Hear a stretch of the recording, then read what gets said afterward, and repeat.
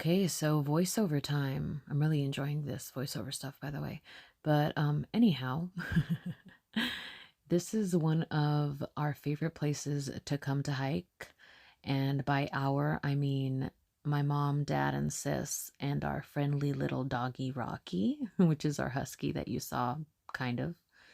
Um, and this tree that I'm showing is one of the very few trees that we find on our hike since we are in Southern California. There are a lot of desert-like places, so we really do appreciate when we do find big trees like this. And this one in particular is one of our tree friends on this hike. We like to stop here every time we come on this hike and visit with the tree for a while, just reveling in its beauty and enjoying the shade, of course, because the days are getting hotter and hotter. A puppuccino for the baby. There you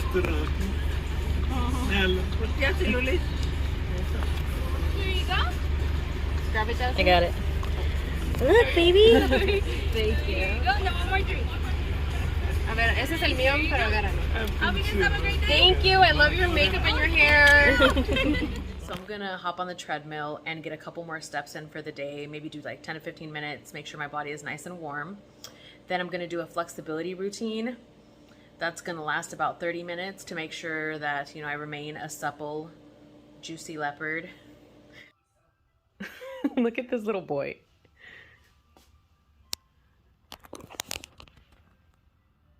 You are so cute. He is ridiculous. Oh, stretch. Okay, so at this point, I have already warmed up on the treadmill for about 15 minutes and I'm ready to get into some deeper stretches.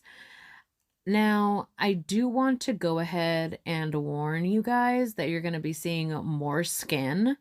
This is not a place where we're going to shame bodies. And if you guys believe or don't believe that it is necessary to show more skin in order to liberate your body, then that's your own opinion and that's completely fine.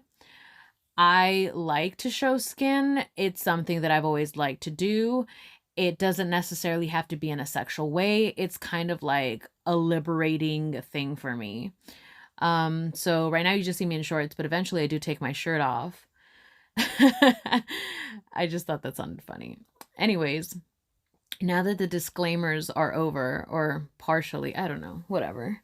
I kind of wanted to talk about the approach that I'm taking with this new path of really building that relationship with my body in a more spiritual sense, which sounds funny because I categorize the physical and the spiritual differently. However, there is the intersection of these and how they play on one another, but also deeply affect one another.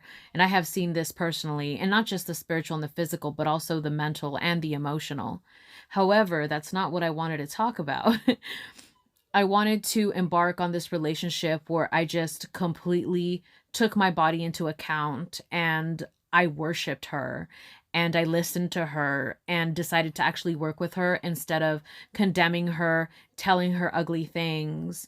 I'm pretty sure everybody's heard the term body dysmorphia. I'm not going to be talking about that in this video. I think there's plenty of videos out there that already cover the subject. And I think that a lot of us have gone through some level of body dysmorphia throughout our life. And I've definitely been there myself, but this is kind of like the relationship of me moving away from body dysmorphia completely. I don't want to say that I'm completely out of the woods yet, but this is part of that. And being comfortable in my own skin is, I think, an amazing goal to have because who doesn't want to be comfortable in their own skin, right?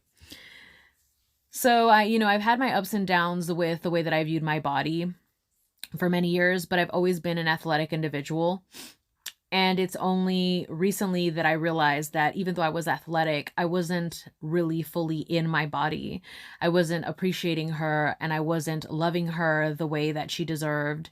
And I wasn't being thankful of all of the things that she's been able to carry me through in all the years that I've been alive.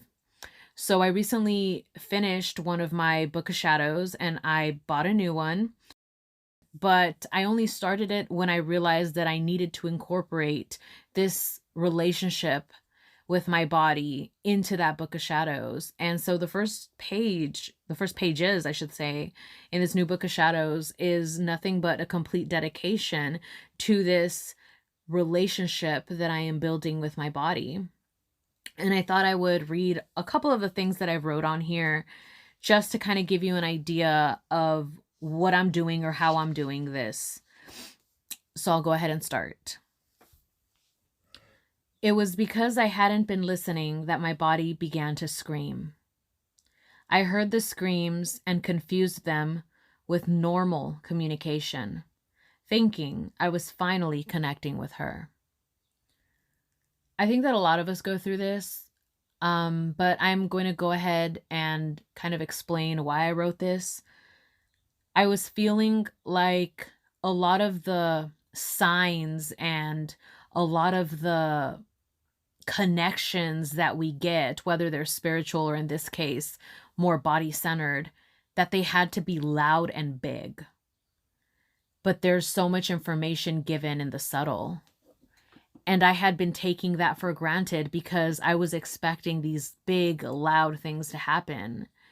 And I kind of just wanted to point out that sometimes the heaviest work and the most beautiful work is done in the most subtle way, in a way that may not be visible to the untrained eye, if you will, or the person who is waiting for the big bang. This is kind of like just an intro. I do have a lot more to share, but I am running out of time here, so I'll go ahead and save some more of the stuff I have written in the Book of Shadows for another video. And it comes like this self-love kit. It says that it's made with intention to promote calming and soothing energy, help support those seeking aid in self-love and healing energy. All items are blessed with Reiki healing energy. Directions and some affirmations if you want. Then it comes with a card. I think each card is different. This one says, I am committed to having great things happen in my life. And then another little beautiful affirmation there. Then we have the goods, little rose petal. We have a bath bomb. We have the love potion candle. Then we have, I think this is made out of, yeah, goat milk powder bath salt. And then it comes with a selenite stick and a palo santo stick, a dried rose, and other little flowers. I forget what those flowers are. So I'm going to be using this. Smells amazing. Rose is one of my favorite scents, and if you've hung out with me, you know that's also the smell of my perfume. I'm gonna open this. I mean, look at that beauty. Gorgeous, darling, gorgeous. So yeah, I'm gonna go ahead and use these items. In addition, I will be using one of my witchy oils. This smells so amazing and like one of the most beautiful flower gardens you can imagine.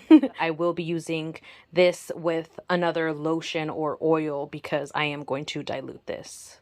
So I figured I should tell you that I am going to be using a baking soda first. This is one of the ways that I use to clean the tub before I'm going to do a spiritual bath, which is a little bit different than a regular cleaning of the tub, for me anyway.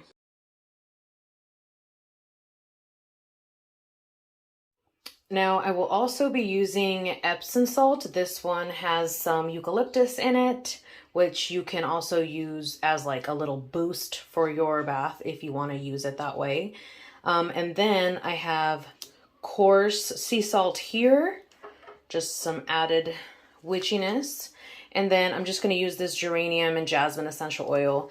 These are not like super high grade, but they do the trick for me. So I'm just going to use those for my personal use.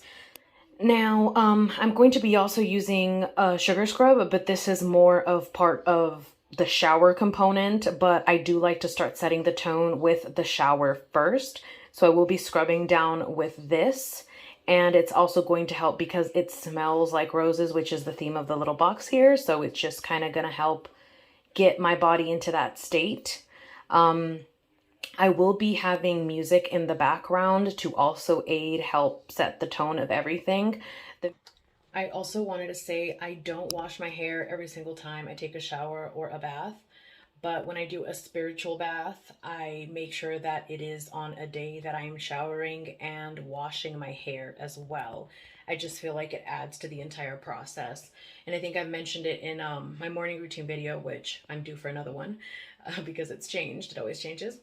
How the shower is a good place, even if it's not like something you're trying to make a whole ritual out of. It's a good place to start envisioning these cleansing energies. So that is also like a way you could do that on a micro scale on a daily basis or whenever you take a shower. If you don't have time for a bath, there is also different ways that you can have the benefits of a bath if you don't have access to a bath, because I know not everybody does, and maybe I'll do a video on that in the future.